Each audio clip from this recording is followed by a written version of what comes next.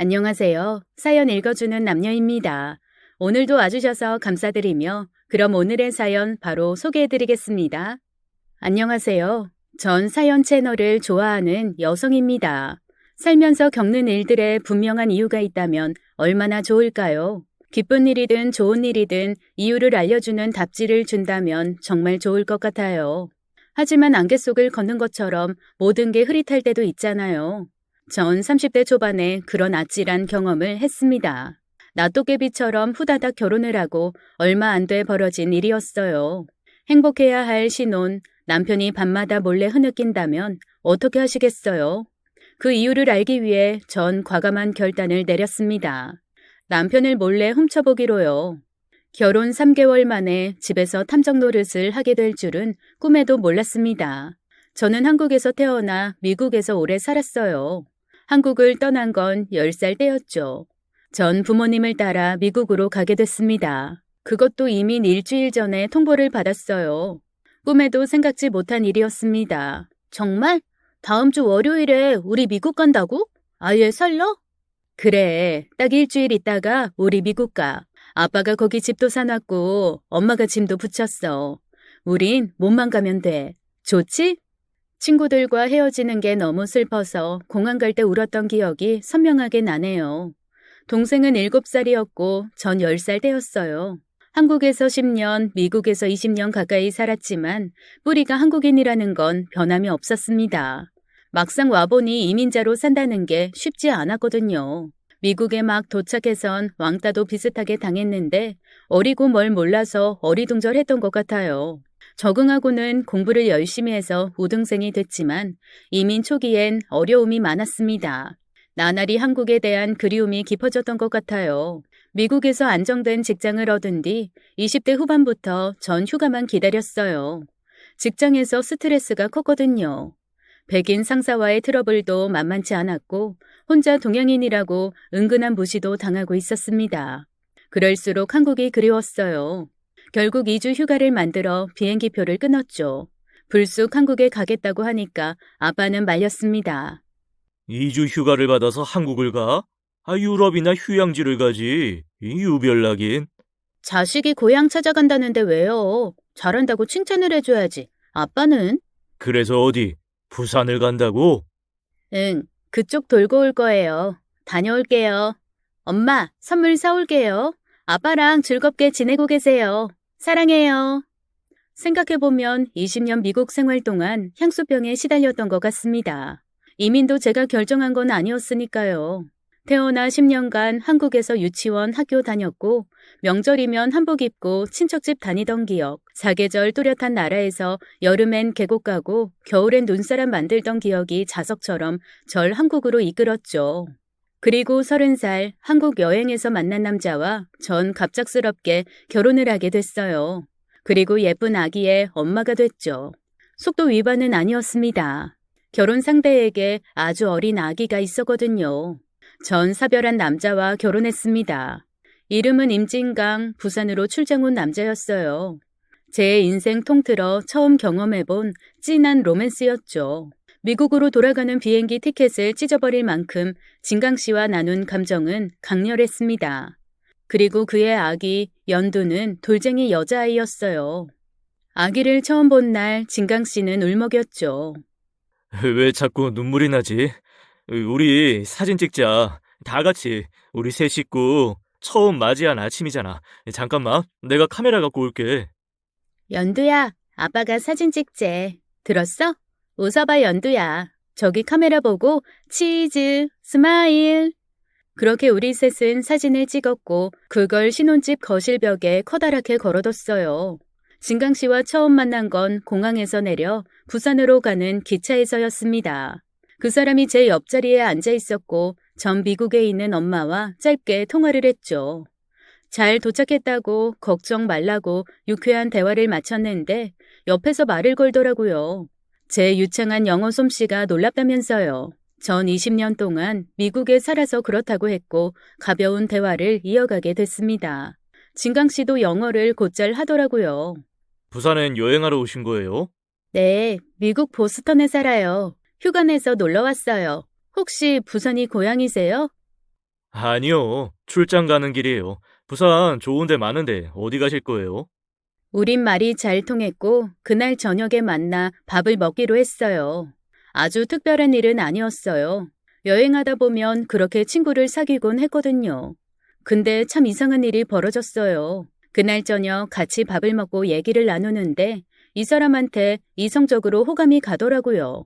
전 그날 술도 안 마셨는데 대화 분위기가 너무 좋았습니다. 얘기를 하며 밤을 꼴딱 샜고 새벽에는 바닷가를 거닐었어요. 뭐가 그렇게 좋은지 둘이 눈만 마주치면 웃고 있었죠. 왜 자꾸 사람을 웃겨? 내가 뭘 했다고 허파에 바람 들어갔어? 진짜 언제적 농담을 하고 그래? 혹시 아재 개그 좋아하는 거야? 아재 개그 싫어하는 사람도 있어. 맞춰봐. 새한테 시집간 여자는? 그걸 내가 어떻게 알아? 새 섹시. 케이트, 나한테 시집 올래? 내 섹시 안 할래? 웃겨 진짜. 만난 지 3일째 되던 날 진강 씨는 농담처럼 얘기했어요. 자기한테 시집 오라고요. 전 피식거리면서 웃었습니다. 하지만 놀랍게도 그 사람은 진심이었죠. 인연을 믿어? 아니, 미국에도 그런 개념이 있어? 케이트 만난 거 나 솔직히 필연 같아. 왜 갑자기 그런 얘기를 꺼내? 너랑 나 기차에서 옆자리에 앉은 거, 우리 3일째 꼭 붙어 있는 거, 아무 일도 아닌 것 같아? 너무 의미 부여하지 마. 이런 경험도 해보는 거지 뭐. 결혼이라니 말도 안 돼. 말이 안 되면 왜 지금 우리 같이 있는 건데? 이건 운명이야. 난 그렇게 생각해. 그러면서 갑자기 고백을 하더라고요.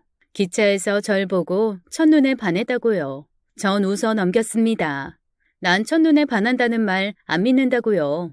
하지만 진강 씨는 물러서지 않았어요. 절 처음 봤을 때 정신이 번쩍 들었다면서 놓치고 싶지 않다는 거였어요. 전 부담스럽다고 선을 그었습니다. 그만 가봐야겠다고 하니까 그 사람은 실망하더라고요. 진강 씨는 가겠다는 절 붙잡았고 전 더는 불편해서 안 되겠다고 일어났죠. 그러느라 실랑이가 벌어졌는데 진강 씨 옷에서 지갑이 툭 떨어졌고 사진이 눈에 띄었습니다. 너무 귀여운 갓난아기 사진이었어요. 제가 물었죠. 얘 누구야? 조카? 아니, 내 딸. 딸? 사실 애기 아빠야. 뭐? 와이프도 있고? 근데 나한테 대쉬한 거야? 아니, 내 와이프 딸이 태어난 뒤 우리 곁을 떠났어. 사별 1년 전에. 사별? 세상을 떠나다는 얘기야? 딸 낳자마자 이틀 만에. 진강 씨는 죄 지은 사람처럼 고개를 푹 숙였어요. 전 사진을 보며 다시 의자에 앉았습니다. 아기가 너무 어리고 예뻤어요. 진강 씨가 사진을 뺏어들며 일어났습니다. 미안하다고 속일 생각은 아니었다면서 나가려는 걸 제가 붙잡았어요. 우린 다시 맥주를 시키고 마주 앉았죠. 자연스럽게 진강 씨의 얘기가 시작됐어요. 아내가 죽고 1년간 죽지 못해 살았대요. 아무것도 모르고 해맑게 웃는 아기를 보면서 많이 힘들었다고 하더라고요. 믿어줄지 모르겠지만 절 속이려는 생각 없었고 뜻밖의 연애 감정에 충실하고 싶었다고 했습니다. 애기 아빠라는 거 알게 돼서 기분 나쁘지 않냐고 묻길래 전 아니라고 했죠. 그러자 진강 씨는 고개를 푹 숙였습니다. 어쩐지 거리감이 느껴지네. 케이트는 날 친구로만 생각하니까 아무렇지도 않은 거겠지? 이런 감정, 난 솔직히 기적 같아. 갑자기 우리 딸한테 미안해지네. 딸은 엄마 얼굴도 모르는데 내가 무슨 말 하는지 모르겠다. 그냥 네 앞에선 대책 없이 솔직해지는 것 같아. 그 사람은 얼굴이 빨갛게 달아올랐고 당황스런 표정이었죠. 그리고 어렵게 말을 이어갔습니다. 진강 씨는 연두를 어떻게 키울지 걱정이 된다고 했어요. 지금은 부모님이 봐주고 계신다면서 재혼도 생각해봤지만 망설여진다고 하더라고요. 새엄마한테 연두가 상처받을까봐 걱정된다는 거였죠. 제가 대꾸를 안 하니까 진강 씨는 조용히 일어났어요. 미안하다. 부담 줘서. 이럴 생각은 없었는데 여행 잘 마치고 가. 고마웠다. 아니, 잠깐만. 내 얘기 듣고 가. 해줄 얘기가 있어. 전 진강 씨 손을 꽉 잡았습니다. 그리고 제 얘기를 꺼냈어요. 아이 구박하는 새엄마만 있는 건 아니야. 나도 새엄마 밑에서 컸어. 피부색, 머리카락, 눈동자 색깔도 다른. 그치만 나랑 내 동생 얼마나 사랑받고 컸는데. 지금도 나 우리 엄마 엄청 사랑해. 정말? 어느 나라 사람인데? 스페인 쪽. 국적은 미국이고. 아빠랑 같은 직장 동료였어.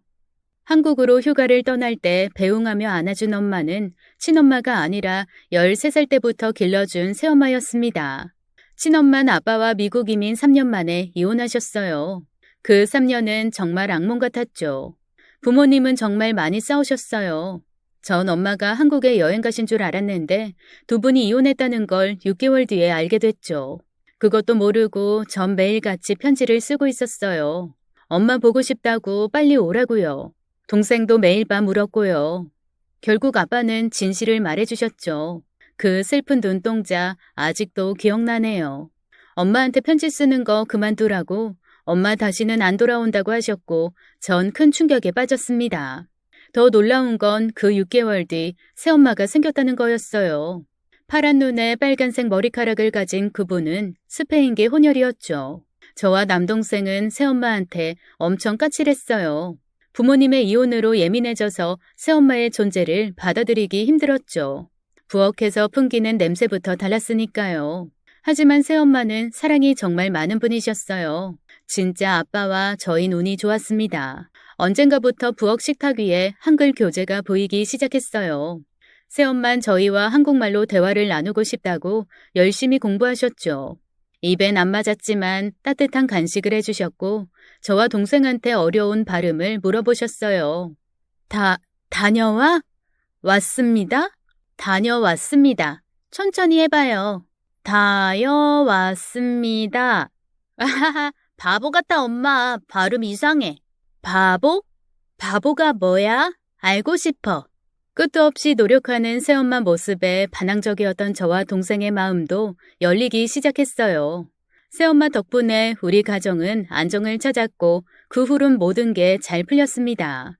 새로 생긴 외가 식구들도 재미있었고요. 그 얘기를 꺼내면서 진강 씨를 위로했습니다. 너무 걱정 말라고, 좋은 사람이 세상엔 훨씬 많다고요.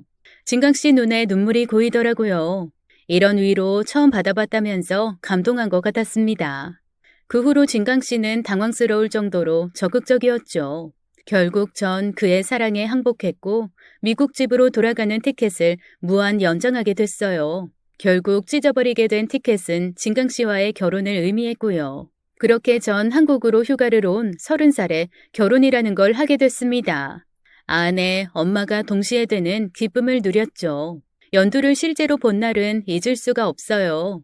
막 돌이 지난 아기는 까만 눈동자에 갈색 머리카락을 가진 너무 예쁜 아이였습니다. 전 한눈에 반해 연두를 안았어요. 연두, 반가워. 아, 이쁘다. 어머, 진강씨, 연두 지금 활짝 웃는 거 봤어? 어쩜 애기가 낯도 안 가리네. 잘 지내보자 우리. 거울에 아기를 안은 제 모습이 보였어요. 너무 낯설면서 뭐랄까 뭉클하더라고요. 전 독신주의자였습니다. 누군가의 배우자가 돼서 아이를 낳고 그 아이를 무한 책임져야 한다는 사실이 너무 부담스러웠죠. 새엄마가 많은 사랑을 주셨지만 이민 직후 부모님의 불화와 이혼은 제게 큰 상처가 됐고요. 그런데 제가 연두를 하는 모습은 너무 행복하고 안정돼 보였어요. 그런 제 표정을 처음 봤기 때문에 전 충격을 받았습니다. 그리고 연두에게 약속하게 됐어요. 좋은 엄마가 되겠다고요. 아무것도 모르는 연두는 절 보면서 해맑게 웃었죠. 가슴이 벅차오르고 내가 있을 곳은 여기라는 확신이 들었습니다. 왜 울어? 이 좋은 날. 고마워 자기야. 여기 내 자리 맞는 것 같아. 우리 연두랑 행복하게 잘 살자. 한 달 반 후 미국의 부모님이 한국에 오셨어요. 남동생은 저한테 화가 나 오지도 않았죠. 제 결정이 너무 즉흥적이라면서 비난하고 당장 그 결혼 때려치우라고 했습니다. 전 동생 설득을 포기하고 부모님만 한국에 초대했어요. 양가 부모님만 모시고 조촐하게 식을 올렸습니다. 아버진 표정이 좋지 않으셨는데 어머닌 달랐어요. 연두를 보자마자 너무 귀엽고 예쁘다면서 안아주셨죠. 엄마, 연두 귀엽지? 꼭 요정 같다. 케이트, 축하한다. 조금 놀라긴 했지만 엄만 언제나 네 편이야. 알지? 엄마 누리랑 살면서 한국어를 무척 잘하게 됐죠. 그게 다 노력의 결과였어요. 새엄마의 넉넉한 품에 안기니 서울이 아닌 보스턴, 친정집에 온 것 같았습니다. 시부모님은 저희 부모님을 어려워하셨어요. 일단 아버지 표정이 너무 안 좋았고 새엄마가 외국인인 것도 한몫했습니다. 전 아버지 옆에 서서 이렇게 말했어요. 아빠, 제발 좀 웃으세요. 웃음이 나와야 웃지. 너 같으면 이 상황에 웃겠냐? 왜요? 내가 좋다는데. 시부모님 눈치 보시잖아요. 그럼 눈치 봐야지. 넌 초혼인데다 상대는 애 딸린 재혼인데. 아빠! 결혼식 마치고 부모님과 호텔방에 있을 때였죠. 아빤 분통을 터뜨리셨어요. 왜 좋은 직장, 미국 생활 다 내버리고 갑자기 이런 결정을 했냐는 거였습니다. 자식 딸린 남자가 뭐가 좋냐고, 왜 신세 망칠 짓 하냐고 막 절 혼내셨어요. 그때 새엄마가 나섰습니다. 허니, 나 듣다가 기분 나빠졌어. 나도 당신이랑 결혼할 때 혼자였어. 결혼하고 딸아들 생겨서 행복했고. 케이트 성인이야. 결정을 존중해줘야지. 왜 자꾸 딸을 혼내? 케이트, 너만 행복하면 돼. 한국이 멀어서 아쉽다. 널 자주 보지 못해 서운하구나. 엄마 미국에 있는 식구들 걱정은 말라며 절 격려해 주셨죠. 암튼 너 정신 똑바로 차려. 아직 혼인신고 안 했지? 1년은 살아보고 해.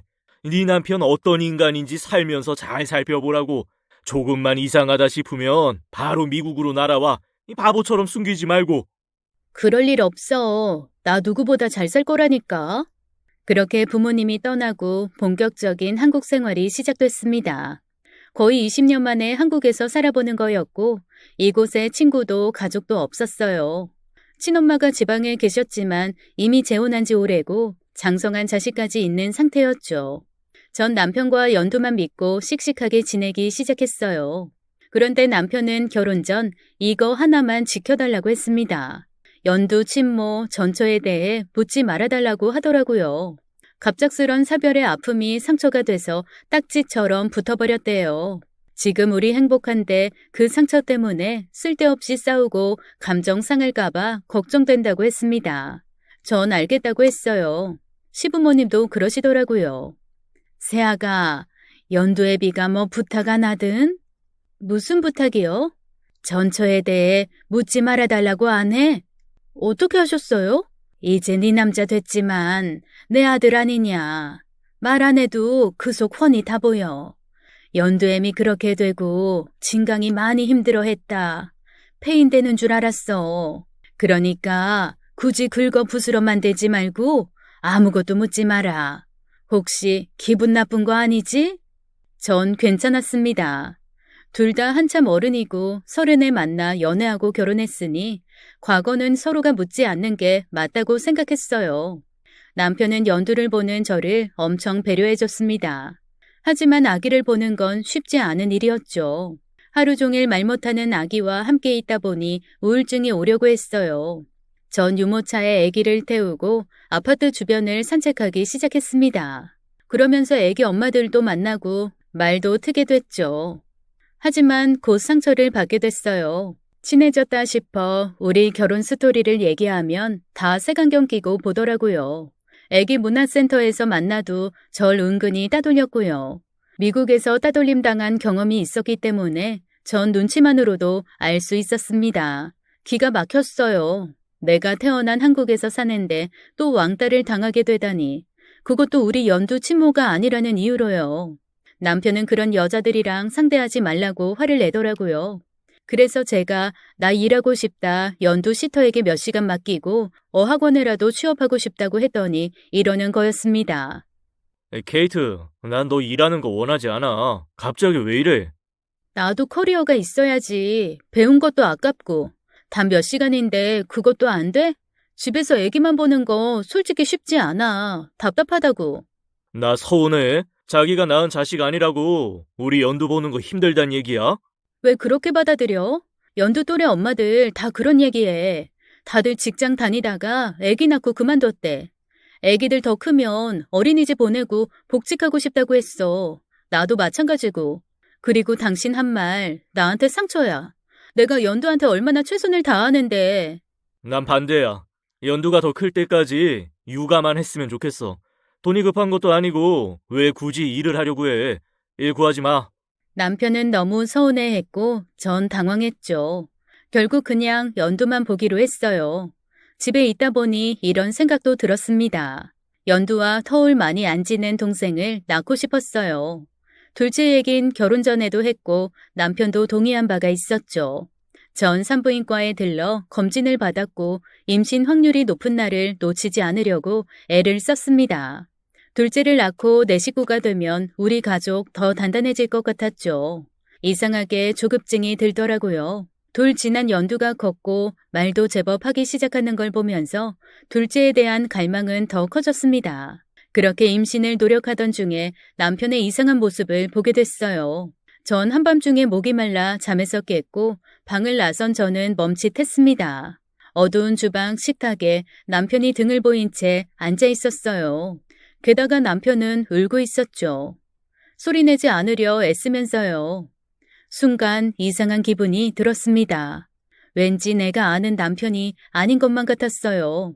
전 조용히 뒷걸음질을 쳐서 방으로 들어갔고 다시 침대에 가 누웠습니다. 당연히 잠은 다 달아났죠.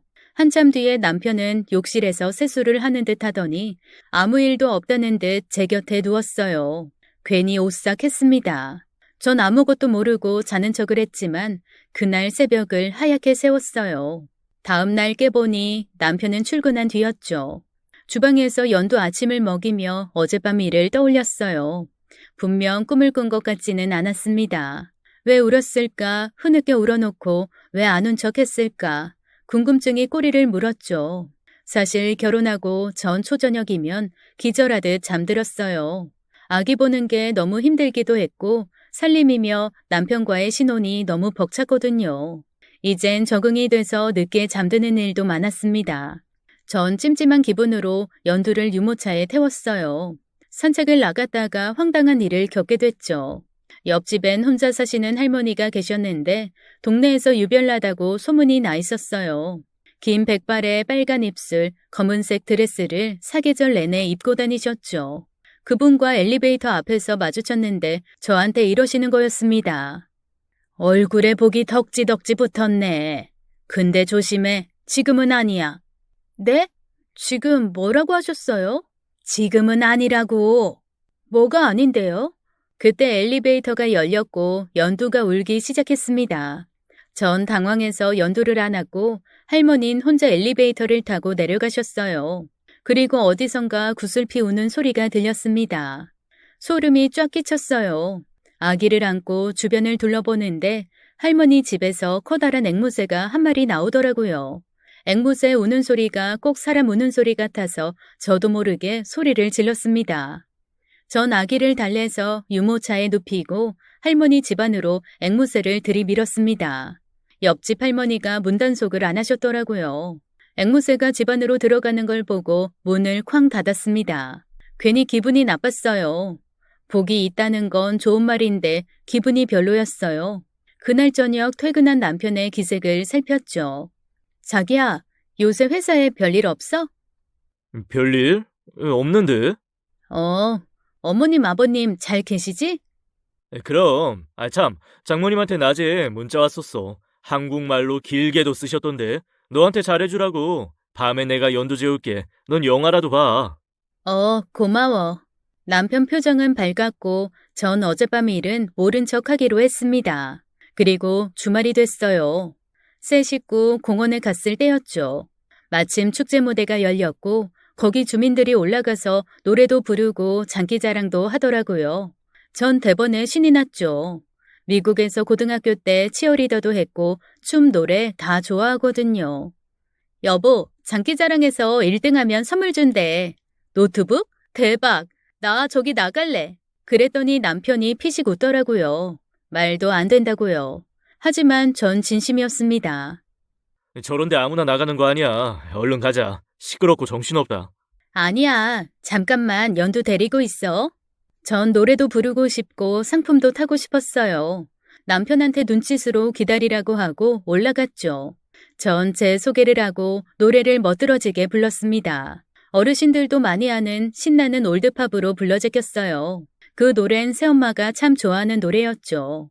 아쉽게도 1등은 못했지만 3등을 해서 무선 주전자를 받을 수 있었어요.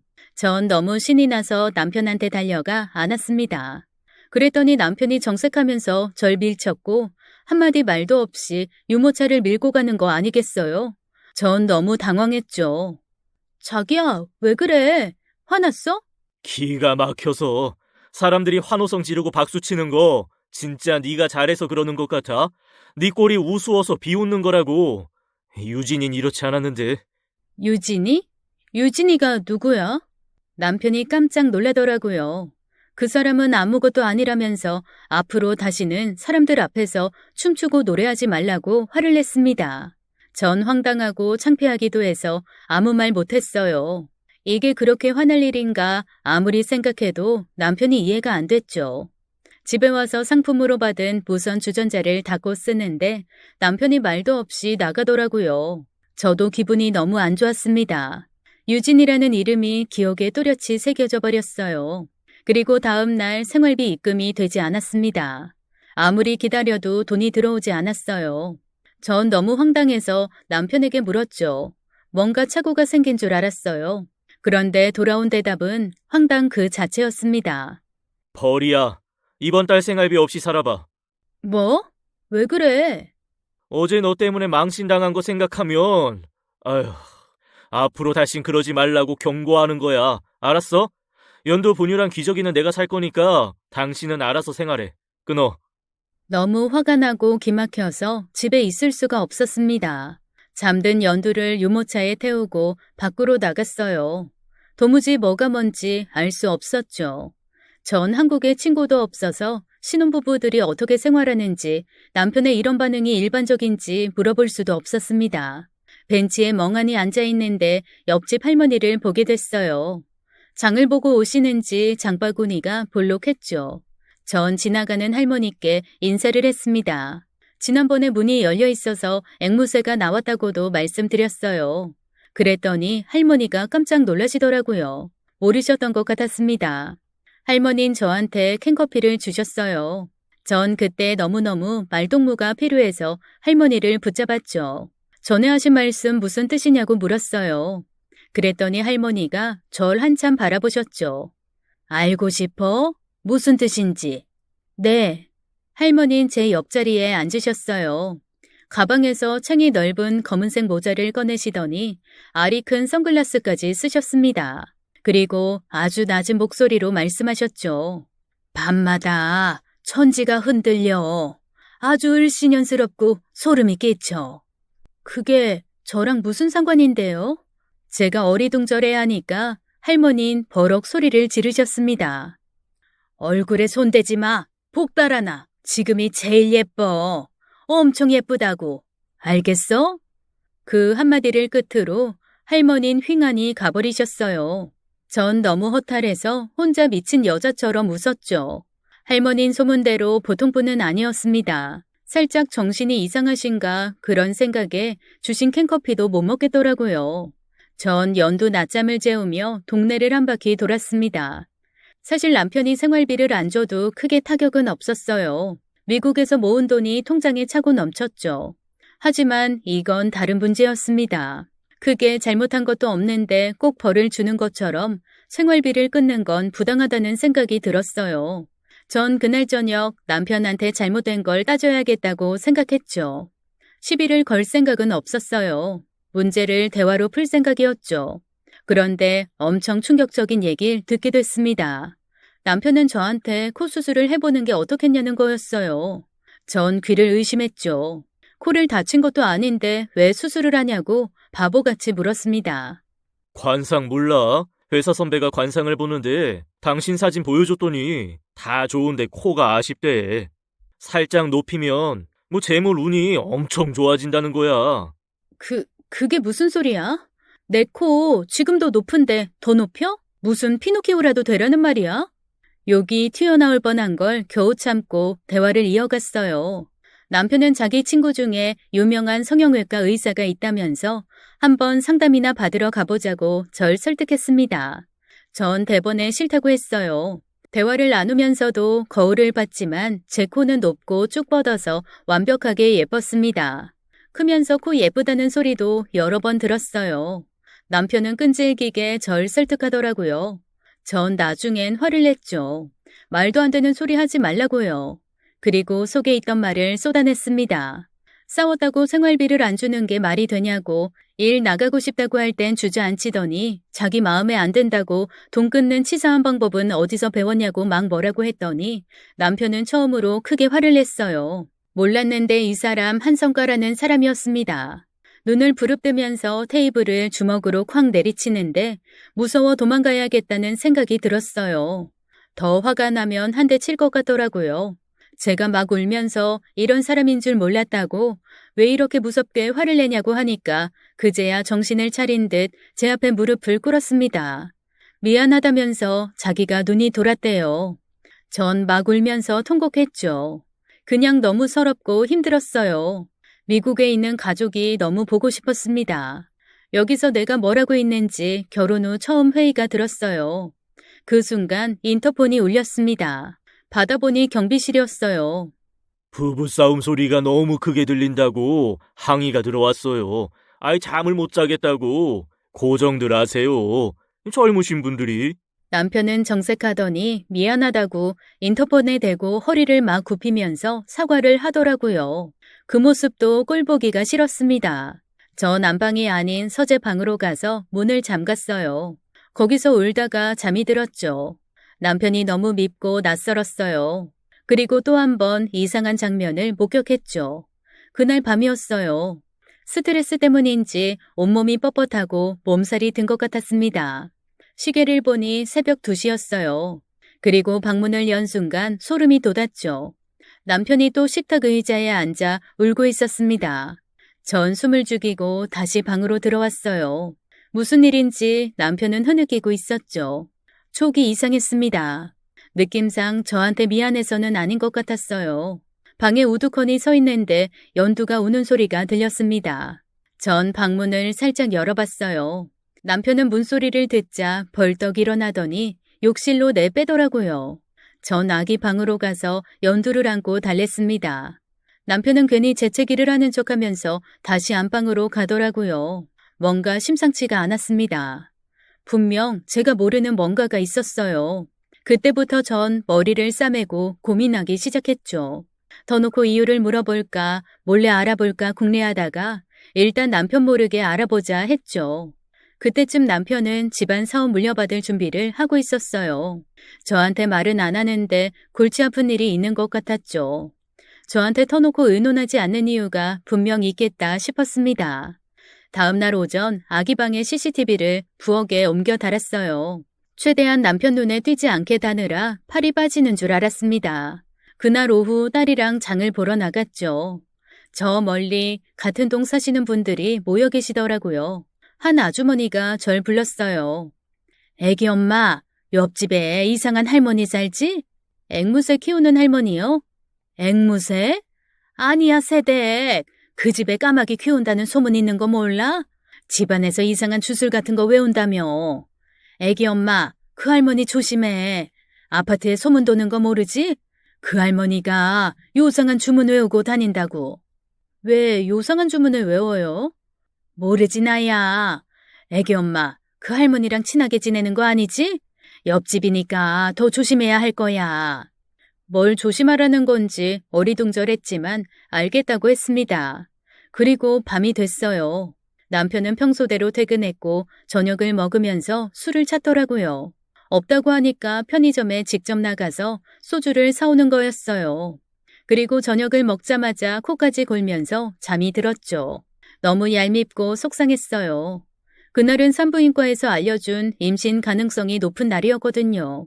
분명 낮에 문자로도 알려줬는데 모른 척 술까지 먹고 잠든 남편이 꼴도 보기 싫었어요. 남편과 대화를 나누고 싶었지만 계속 이런 패턴이었습니다.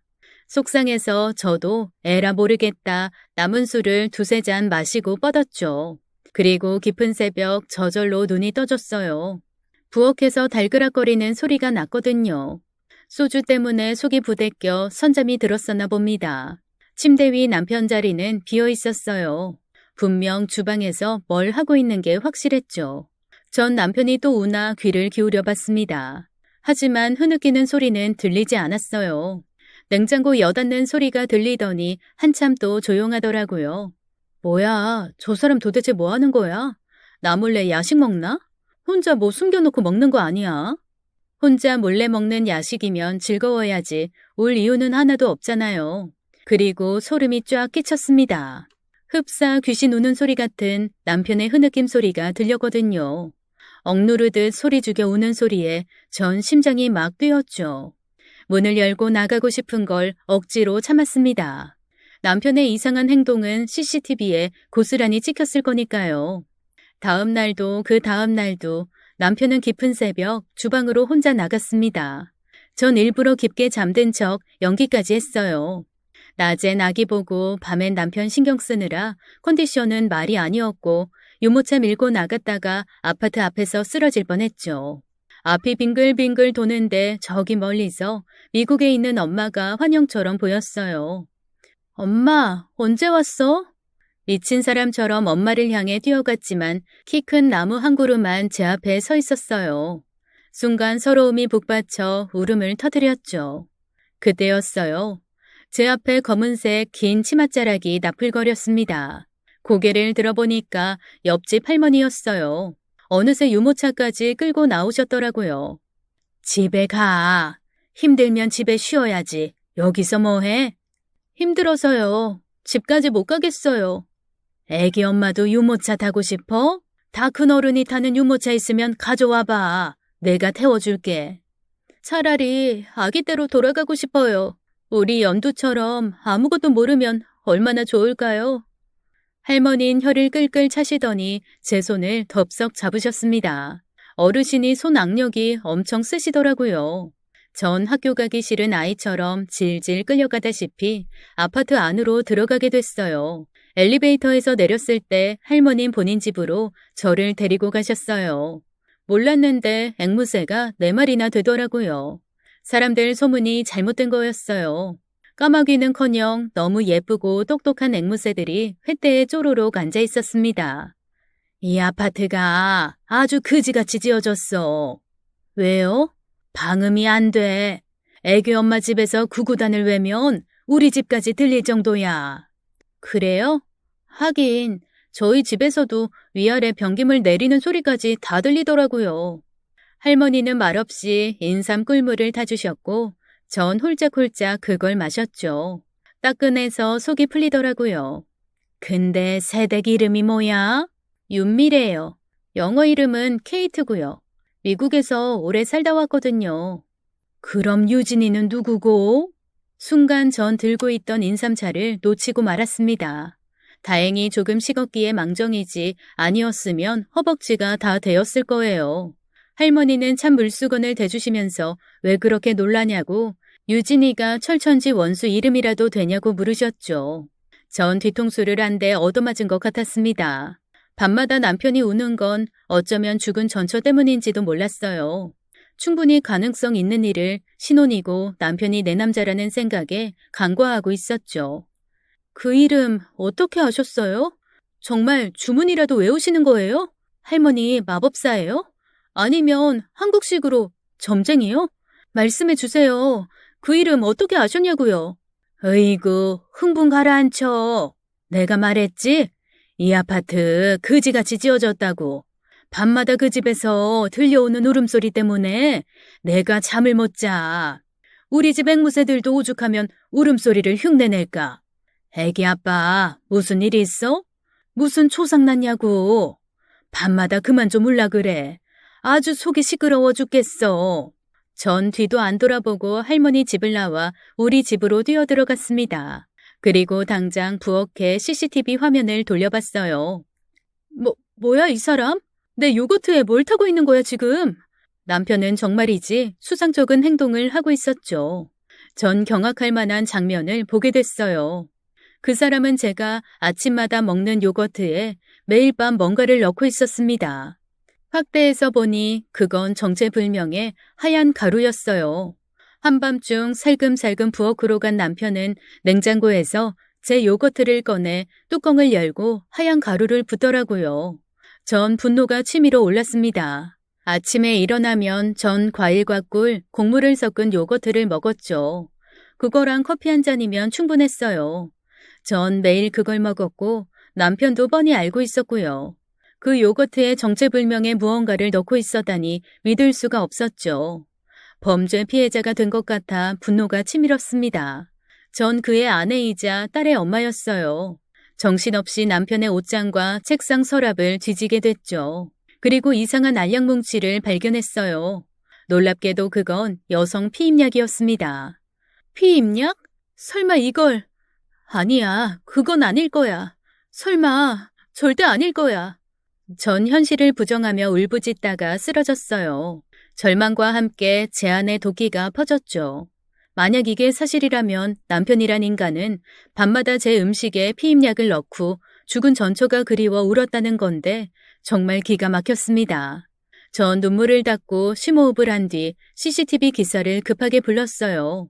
방에 하나 더 설치해야 할 것 같다고 집에 도둑이 들어 급하다고 사정했더니 2시간 만에 기사님이 오시더라고요.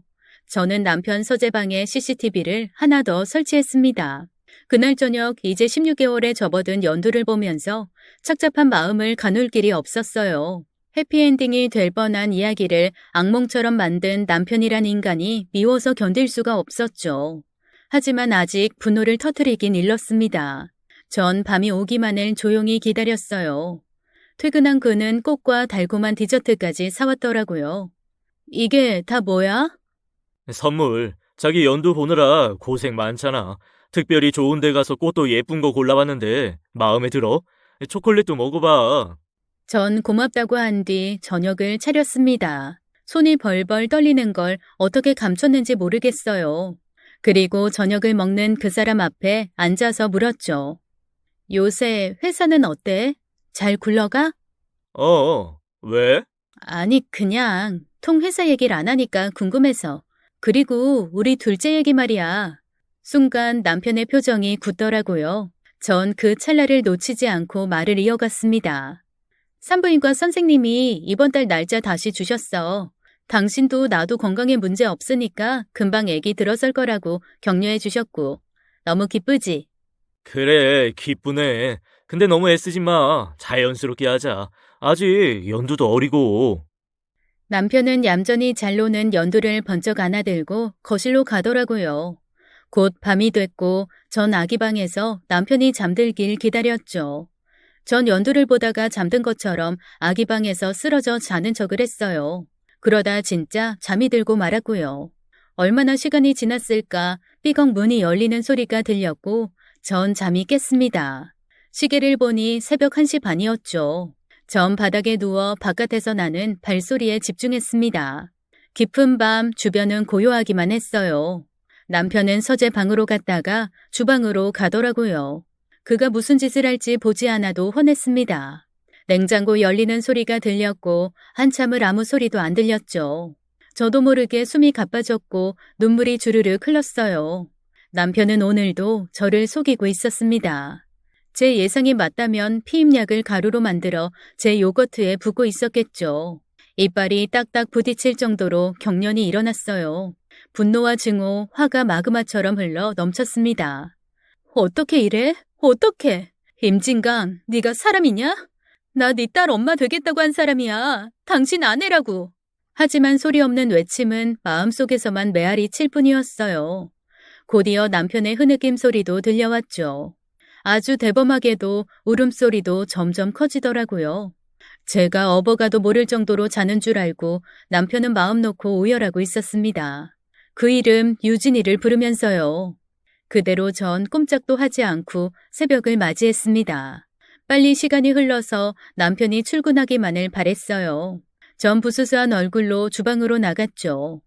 아무 흔적도 없는 싱크대 앞에 서서 멍하니 있으니까 남편이 방에서 나와 제 뺨에 뽀뽀를 쪽 하더라고요. 하마터면 그를 밀어낼 뻔했습니다. 전 쥐어짜낸 인내심으로 남편에게 미소를 지어 보였어요. 잘 다녀오라고 배웅을 한 뒤 침착하게 아기 아침을 먹이고 서재와 주방의 CCTV를 돌려봤습니다. 제 예상은 정확히 맞아 떨어졌어요. 남편은 어제 새벽 서재방에서 피임약을 꺼내 가루로 빻았습니다. 그리고 그걸 주방으로 가져가 제 요거트에 섞었어요. 입에서 욕이 튀어나왔습니다. 게다가 그는 중요한 비밀 하나를 들켰어요. 서재방 책상엔 남편만 아는 서랍이 한 개 더 있었습니다. 그는 책상 위 깔개를 치우더니 익숙한 솜씨로 상판을 열더라고요. 열쇠는 맨 아래 서랍 작은 주머니 안에 있었죠. 전 당장 서재방으로 달려가 책상의 비밀 공간을 열었어요. 그리고 보게 된 것들은 절 그 자리에 주저앉게 했습니다. 연두의 생모, 남편의 사별한 전 부인의 모든 것이 그곳에 들어있었어요. 연애 때 사진부터 결혼사진, 연애 편지, 심지어 신혼여행 때 입었던 그녀의 속옷까지 있더라고요. 더 경악한 것은 김유진이라는 이름의 그녀와 제가 무척 닮았다는 것이었어요. 죽은 그녀에 비해 제 코가 조금 낮은 것 빼고는 얼굴형, 눈매, 이목구비가 거의 일치했습니다. 전 너무 두렵고 떨렸어요. 그만큼 분노가 치밀어 올랐습니다. 말하자면 임진강 이 거짓말쟁이 사기꾼은 절 전처의 대용품으로 여겼던 거였어요. 그리고 또 하나 남편 전처의 유언장을 보게 됐어요. 거기엔 분명히 써 있었죠. 혹시 자기가 잘못되면 연두를 키워줄 여자와 재혼은 해도 되지만 절대로 새 여자에게서 아이는 갖지 말라는 구절이 보였습니다. 남편은 거기 지장도 찍고 심지어 그걸 읽는 장면을 동영상으로 남겼더라고요. 죽을 때까지 그 약속을 지키겠다고 하면서요. 전 현기증에 제대로 서 있을 수도 없었습니다. 주저앉아 오열하다 미국에 있는 남동생에게 전화를 걸었어요. 동현아, 누나 어떡해? 어떡하면 좋아? 속았어. 누나 완전히 속았다고. 나 이 사람 전처의 꼭두각시였어. 완전히 대용품이었다고. 동현아, 누나 도와줘. 바보 같은 누나 좀 도와줘. 누나, 진정해. 확실한 거야? 오해한 거 아니고? 증거 있어? 빼도 박도 못할 증거 있냐고. 다 있어. 모조리 다 있어. 사진이랑 CCTV 유언장까지 다. 이 사람 전부인이랑 나 기가 막히게 닮았어. 얼마 전에 코 수술하지 않겠냐고 하더니 다 이유가 있었다고. 그리고 나 몰래 음식에 약 타고 있었어. 피임약을 타서 먹이고 있었어. 동현아, 나 너무 무서워. 어떡하면 좋아. 동생은 경악했고 저한테 일단 피신해 있으라고 했습니다. 자기가 어떻게든 대책을 마련해 볼 테니까 진정하고 증거 다 갖고 피해 있으라고 했어요. 전 증거를 다 챙긴 후 시어머니께 연락을 드렸습니다. 갑자기 배가 아파 견딜 수가 없으니 빨리 오시라고 했죠. 어머니가 오시자마자 전 아픈 연기를 하며 집 밖으로 나왔습니다. 엘리베이터를 기다리는데 옆집 할머니가 문을 열고 절 급하게 불렀어요. 제가 대답도 하기 전에 전 할머니 집으로 끌려 들어갔죠. 왜 그러세요? 저 빨리 가봐야 돼요. 이럴 시간 없다고요. 할머니, 저 큰일 났어요. 할머니는 저한테 조용히 하라고 하셨고 전 움찔했습니다. 복도에서 남편 목소리가 들렸어요. 몰랐는데 시어머니가 남편한테 전화를 했나 보더라고요. 오전에 잡아놓은 부동산 일 때문에 아들을 호출했고 제가 아프다는 얘기에 그 사람이 한달음에 달려온 거였죠. 전 핸드폰 전원을 꺼놔서 남편 전화를 받을 수 없었고요. 하마터면 남편과 정면으로 마주칠 뻔한 거였습니다. 전 놀란 눈으로 할머니를 봤어요. 주변을 맴돌던 앵무새가 이렇게 말했죠. 유진아, 보고 싶어 유진아, 유진아. 한숨이 나왔어요. 할머니 몇 시간이라도 여기 있는 게 차라리 안전하다고 제가 여기 있을 거라고는 꿈에도 생각 못할 거라고 하셨죠. 맞는 말이었습니다. 남편이 소리를 지르는 게 할머니 집에 다 들리더라고요. 아마 서재에서 제가 빼간 걸 눈치챈 모양이었습니다. 피임약, 전부인의 사진과 유언장을 제가 갖고 있었거든요. 곧 남동생한테 전화가 왔어요. 부모님이 곧 서울로 가실 거고 자기도 따라갈 거라고요. 전 알겠다고 빨리 와달라고 했습니다. 할머니는 제게 방 하나를 내주셨어요. 전 그 방 침대에 누워 꼼짝없이 사흘을 알아누웠죠. 그동안 남편의 집에선 큰 소동이 벌어졌어요. 시부모님과 남편이 싸우는 소리가 들렸습니다. 연두도 제가 갑자기 없어져 힘든지 엄청 울더라고요. 그걸 듣는 제 심정이 어땠겠어요. 하지만 끈떨어진 연이었습니다. 그 집에는 다시는 들어가고 싶지 않았고 남편 얼굴을 보는 게 너무 두려웠죠. 하루 만에 남편 집은 빈집이 됐어요. 연두는 시부모님이 데려가셨고 남편도 시댁에서 출퇴근하는 눈치였습니다. 하지만 안심할 순 없었어요. 할머니 집에서 3일째 되는 날 아빠가 통화가 됐어요. 미래야, 빨리 내려와. 아빠랑 엄마 밑에 와 있어. 얼른. 전 벌떡 일어나 방을 나왔습니다. 그리고 할머니와 앵무새들에게 작별 인사를 했습니다. 할머니는 얼른 가라고 뒤도 돌아보지 말고 빨리 가라고 하셨죠. 전 미친 듯이 계단을 뛰어 내려갔어요. 보스턴에서 온 아빠와 새엄마 얼굴을 보자마자 전 울음이 터져나왔고 새엄마는 절 말없이 안아주셨습니다. 호텔에서 하루 묵고 부모님과 저 그리고 남동생까지 합류해 네 식구가 임진강을 만났습니다. 그는 우리를 보자마자 무릎을 꿇었어요. 부모님과 남동생은 제 앞을 방패처럼 막아주셨죠. 그래, 어디 터진 입으로 말해봐라. 왜 그랬어? 우리 딸한테 왜 그랬냐고. 사람의 탈을 쓰고 그럴 순 없는 거야. 이 멀쩡한 남의 집 딸 데려다가 이게 뭐 하는 짓이야? 죄송합니다. 저 미래 사랑했어요. 진심으로요. 전 그 말을 듣고 눈이 돌았죠. 막아선 부모님을 제치고 앞으로 나섰어요. 사랑? 사랑 같은 소리 하네. 나 당신이랑 연두한테 최선을 다했고 앞으로도 쭉 그렇게 살려고 했어. 근데 이게 뭐야? 이렇게 날 배신해? 난 당신 전부인의 대용품일 뿐이었어. 내가 몰랐으면 죽을 때까지 그 짓 할 거였니? 밤마다 내가 먹을 음식에 피임약 타고 전처랑 똑같이 성형하라고 했을 거였냐고. 당신 악마야. 천벌받을 거라고. 당신 진짜 얼굴 몰랐으면 나 어떻게 되는 거였어? 평생 날 속일 셈이었냐고. 이 나쁜 인간아. 제가 흥분해서 난리치니까 동생이 막아섰어요. 누나 진정하라면서 법적으로 대응하겠다고 엄포를 놨죠. 임진강은 제대로 겁을 먹은 것 같았어요. 전 이성을 잃고 그 인간의 멱살을 잡았고 머리카락까지 다 쥐어뜯었습니다. 정말 제가 한 노력들이 너무 억울하고 분했어요. 그는 종이 인형처럼 제가 하는 대로 이리 쓰러지고 저리 쓰러졌습니다. 인생 포기한 사람 같았죠. 남동생은 증거를 토대로 그 사람을 경찰에 신고했고 저지른 죄에 대한 합당한 벌을 선고받았습니다. 시부모님이 한 번만 봐달라고 매달렸지만 용서하기에 제 상처가 너무 컸어요. 전 그 어떤 미련도 없이 한국 생활을 청산했습니다. 이곳에서 입고 쓴 물건은 죄다 처분했어요. 칫솔 하나도 갖고 싶지 않았죠. 그 뒤로 전 다시 미국에 돌아갔고 전보다 더 좋은 직장에 취직을 하게 됐어요. 인종차별도 없고 복지도 좋은 회사에서 일에 매달려 아픔을 이겨냈죠. 그로부터 벌써 15년이 흘렀네요. 지금 전 두바이에서 가정을 꾸리고 10년째 행복하게 살고 있어요. 남편은 엄청난 재력, 훌륭한 인성을 가진 존경할 만한 사람입니다. 저희 부모님한테도 참 잘하고요.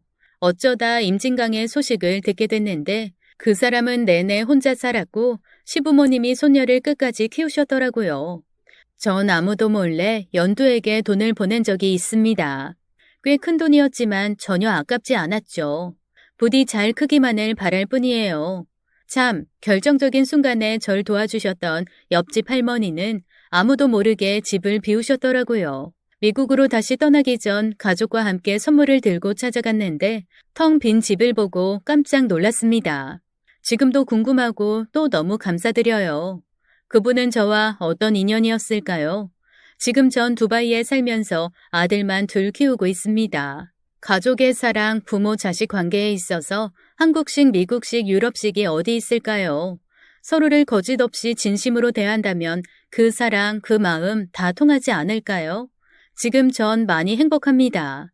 진짜 사랑이 뭔지 아는 좋은 남편과 개구쟁이 두 아들이 제 삶의 원동력이 되어주네요. 인생에 정답은 없고 뜻밖의 혼란도 겪지만 그래도 인생은 살아볼만 하다는 생각이 듭니다. 좋은 사람만 곁에 있다면요. 제 사연은 여기까지입니다. 긴 이야기 들어주셔서 감사합니다. 지금까지 사연 읽어주는 남녀였습니다. 끝까지 함께 해주신 여러분 감사드리며 저희는 다음 사연으로 돌아올게요. 감사합니다.